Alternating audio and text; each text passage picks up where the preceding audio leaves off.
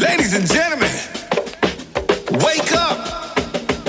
Time is of the essence. We a dying breed. Yeah. Now here we go trying to make tomorrow be something. But every time we rise up, they try to take it from us. Why they not protecting us like we a dying species? You just see if you can't see me. If we not dying from gunshots, murder, diseases, in jail. Oh well. Yeah, then. Now this is black excellence. It's black excellence. This is black excellence.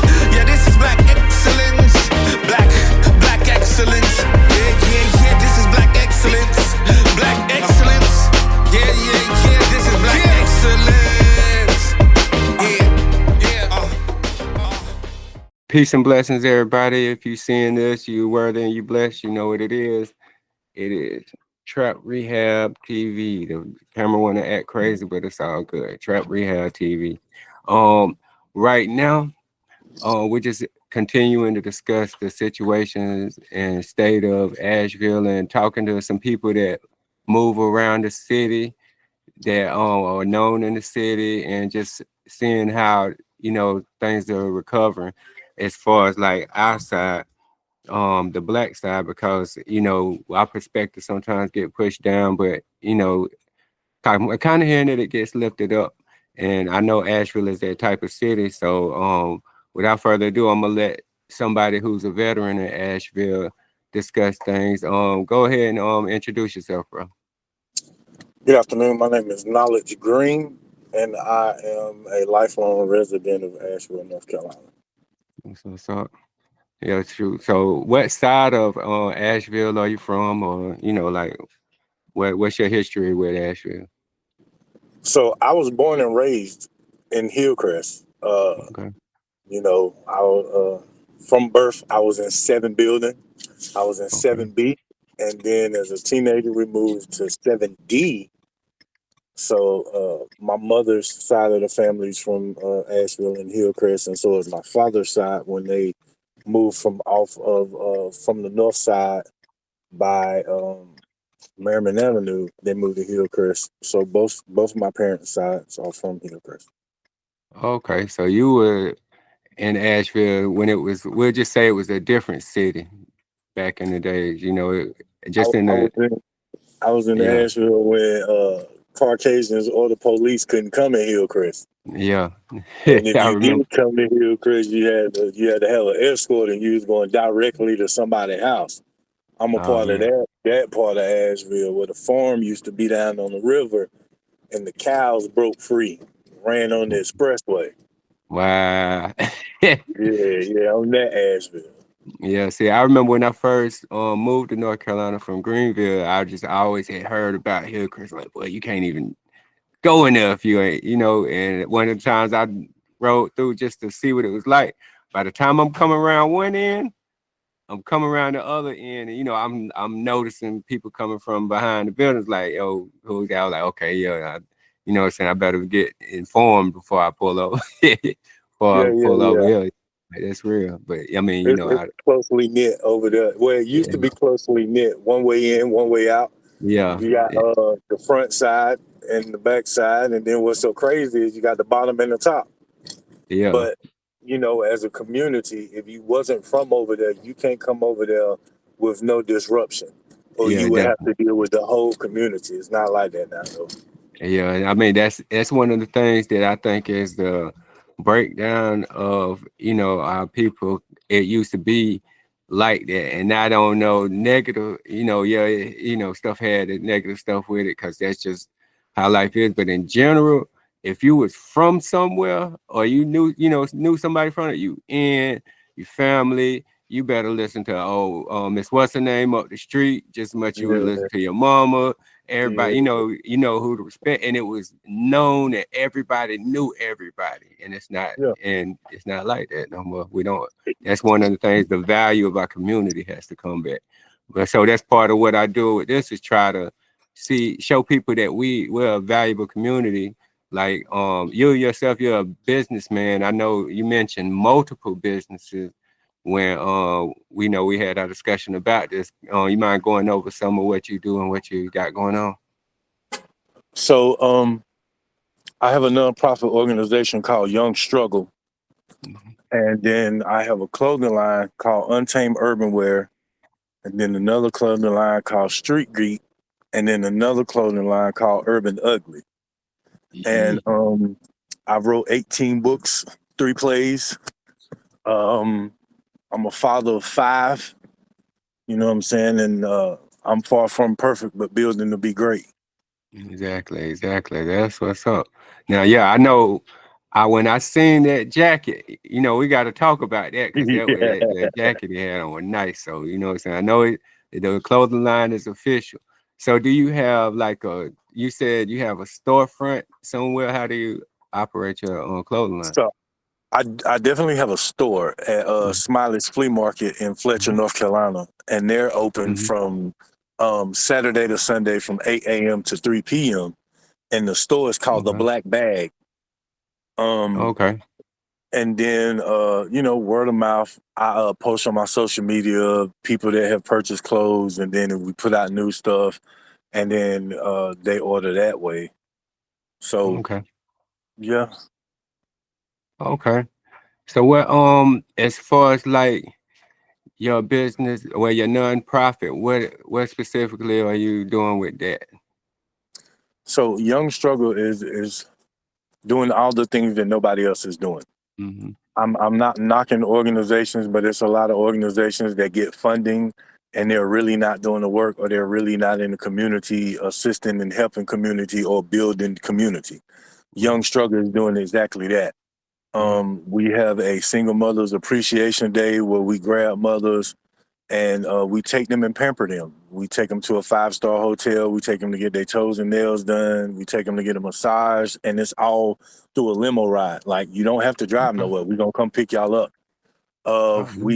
We did book bag drives for the schools, but then everybody seen it and started making it a fad, and it became, oh well, don't go over here because we doing a book bag drive, or don't go over there. So Right. instead of doing a book bag drive, what we're going to do is build to put stuff inside the classrooms to Okay. assist the teachers for those individuals and youth who may not have the financial support, or parents may be working too hard and may not be able to get them the things that they need. If we put it in the school with the teachers, they can pass them out to every student, so no one Wow. feel like they left behind. Okay. We have a program called Shock Therapy, where we're putting individuals in front of youth and on panels to have conversation in front of youth, city officials, government officials, and nonprofit organizations that can tell their story in front of these youth that was already heading down the so-called wrong path or choosing the wrong path. And we Yeah. put people in front of them that may have been to prison, may be gang leaders, may have been gang organizers who started these organizations, and they tell their story. And Yeah. then they don't glorify what the gang did or was, but they show that how coming from single parent homes and coming from fatherless homes and Mm-hmm. in and out of runaway homes and juvenile homes led them to be in these organizations. And from that, they matured and growed and became better society members to give back to the youth. Yeah. And then we just launched a domestic violence page. It's called A Breath Domestic Violence. Young Struggle presents A Breath Domestic Violence page, and we're finna put together a domestic violence panel that will be jumping off in February here in Asheville, North Carolina. Okay. And we're tapping into reentry. We're trying to capitalize on finances to be able to rent out 6 2-bedroom homes to keep people from going into the prison system, or help those that are coming out of the prison system, and give them a successful wraparound group that can help them navigate what life looked like after prison. Yeah, the resources and stuff that they're short on. Yeah. Okay. So that's just some of the stuff that we building on. We're not only in Asheville, North Carolina. We have a chapter in Knoxville, Tennessee, and we have a chapter in Mississippi, in Natchez, Mississippi. Okay. So it's a network Oh yeah. of people So doing. I traveled to Mississippi. I got an affiliated brother who his son was being bullied. So I let him know about a bully program that we had put together and was like, yo, since you down here, let's collab. This is who I need you to reach out to down here. And then these are the events that you can put on down here to redirect and change the narrative of what's going on down here. And Mm. then one of my little brothers live in Knoxville, and he's actually the vice president of Young Struggle. So he pushes it in Knoxville, and we just got a big letdown because they do a Thanksgiving feeding for those who have a housing situation in Knoxville. And the organization that they partner with called at the last minute and told them that they won't be able to partner with them because they finna partner with a different, organization name Mm. title that gets the funding. Oh, So yeah. now they're not to help the community that they've been helping because this organization is going to relocate where they've been doing it at for other reasons that, I don't know wholeheartedly, but, Sound like financial type stuff. Like, oh, we can make more money over here. This can be yeah, financial. that's what it is. And You then, know, skin tone plays a big part because yeah, what I wanted to do different was I didn't want Young Struggle to be all black, but then catering to Caucasians. yeah, And then I didn't want to say it was all black and then exclude Caucasians because those who have lighter pigmentation than we do go through the same trials and tribulations that we do. They yeah, call it trailer park trash. yeah. So It's, Young Struggle is an open door for all BIPOC and lighter pigmentation people who are going through a struggle, hence the name Young Struggle. yeah, the youth, and try to get you to get out that struggle while you're young and teach you skills so you ain't fighting while you're old to get out of it. And it's a harder Definitely. fight. That's Definitely. that's real. Now, speaking of struggles and the way that things have played out as far as post hurricane, how do you see that in Asheville, from your perspective?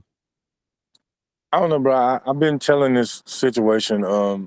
I have to give a shout out to Pigeon Multicultural Community Center in Waynesville Yeah, because Young Struggle partnered with them to be able to get supplies and things and send out to Asheville. Like by way of them, I've been supplying all of Asheville, Hendersonville, Burnsville, Marion.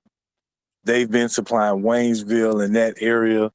So I have to give a major shout out to them because we have an amazing partnership to make sure that people aren't forgotten. yeah, So we know when a storm comes, you have phase one, which is the storm. yeah, Phase two is location, trying to find bodies, trying to make sure people still breathing, trying to relocate family members. And then phase three is 1, 2, and then feeding and making sure everything is up and running until the city or county or that state is able to do for itself. But yeah, at the same time, in phase three, people turn their back and go back home and living their life like, oh, well, they're out of phase 1 and 2, so they're okay. yeah, Nah, we're not. We yeah, still don't have drinking water. We still don't have shower water. And then they're telling us that the water is good, but ain't nowhere in the world you're going to tell me this water is good. And then 2 days ago, the water was full of ether. yeah. Make it make sense. Yeah, they say with miles of pipe got destroyed from the Definitely. reservoir. So that's not, you can't fix that in 2 days. Definitely. Like the water here is not going to be good till January. But then they telling us, oh, we have good water. If we got good water, why y'all got pallets on top of pallets on top of pallets at these schools? Mm. If the water good, then you don't need all these pallets of water at these schools because they'll be able to use the water system that's at the schools. Mm. But Yes. for me, I think the entities are able to capitalize financially by way of saying that they're doing the things that they're not doing. And those of us who are actually boots on the ground, jumping hurdles and making sure that people are still getting water, people are still getting fed, people are getting adult diapers and regular diapers and non-perishable foods are getting overlooked because Well, nobody takes the time to look at those who are boots on the ground. I don't even mm. call it boots on the ground no more. You in the mud. Yeah. Yeah, You know what it's I'm saying? revealing right now. Yeah, you ain't boots on the ground because ain't no solid foundation for your boots to be stable in this ground. You in the mud. You got to make traction and be able to pull the person up beside you. Well, yeah, because you got to go through the struggle to get to them, to get things Right, situated.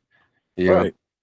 And I just, I think for the BIPOC community. They're overlooked, they're undersupported, and those of us who know this are doing all that we can do. But we only one group, one organization that's able to do it. Wow. My Yeah. I gotta give another shout out. My homeboy Hocus 4/5 and the Rabbit Hole. He all the way in Georgia. Called me like, bro, what y'all need up there? And brought his whole Rabbit Hole team up here last Saturday, last Friday and Saturday. And we went to communities and went to the community centers to give supplies so that they can help other people in these communities. Went to an elderly community and took waters because they didn't have none. And this community is beside a church that's claiming to do all this type of work and the fire department. Wow. But them people didn't have no water, and they elderly and disabled people. Wow. You know what I'm saying? So, big shout out to Hocus 4/5 and the Rabbit Hole. Big shout out to Pigeon Multicultural Community Center. Big shout out to Shableek down in Charlotte at Urban League, because he came up, and this man is in a wheelchair. Put a Wow. team together, pulled up, went to a community and distributed a lot of things that people needed. Like, how we not taking care of home and got people that ain't even from here coming to take care of us, and then we don't even give them what they say, give people their flowers. Yeah. That's an understatement. You know what I'm saying? Like, Yeah. it's more than flowers, because they dropping seeds in our soil to make sure that we grow. Yeah. Like even like even on DJ Chuck T's got the toy drive out of Charlotte too coming up soon. If people are reaching out from all over the place to help Asheville, it's an eye opener. Like, man, people really, like, as they get the understanding of what's going on up here, they're like, okay, yeah, let me step in and see if I can do something.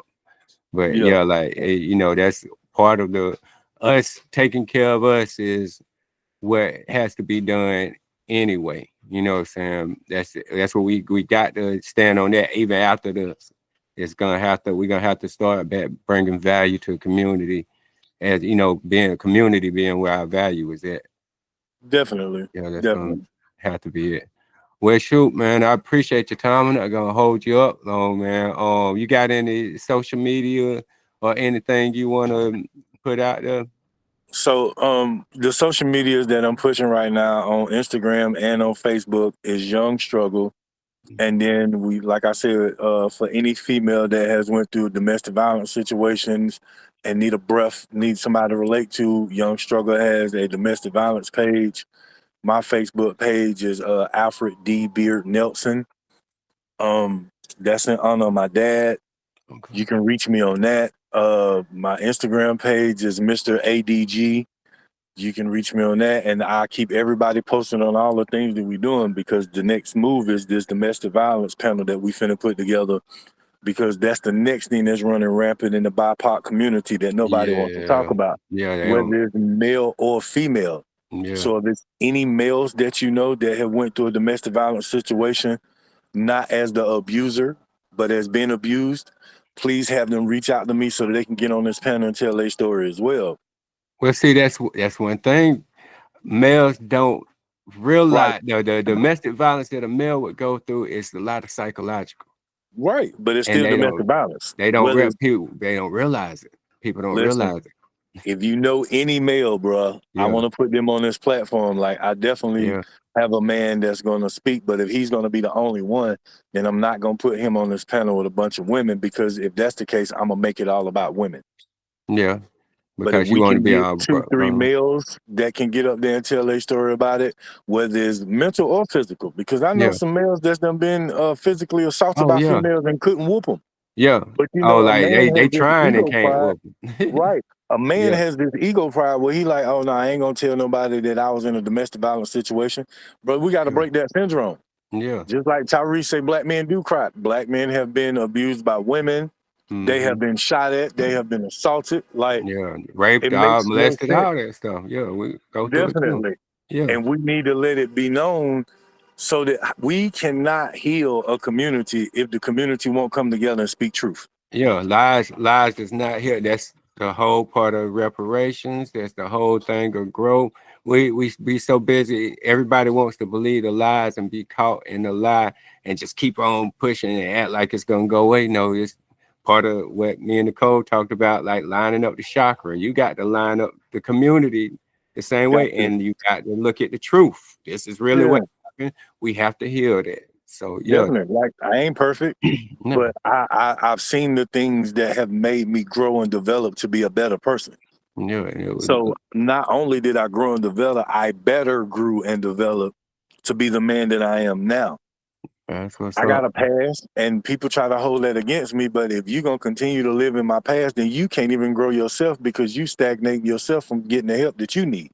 Exactly. We got to come and go. The past is over. If you see somebody working towards your come and go, we working towards these changes and this growth. And yeah, like I said, I did 6 years, so I know, you know, I took that time to grow, and now Right. I'm continuously remembering that and going towards that growth. And if you see somebody doing it, you should encourage that part instead of try to, oh, you know what he did. Well, you stay back there with that. I'm going Right. forward from that. Yeah, That's what's up. I'm still pushing for greatness.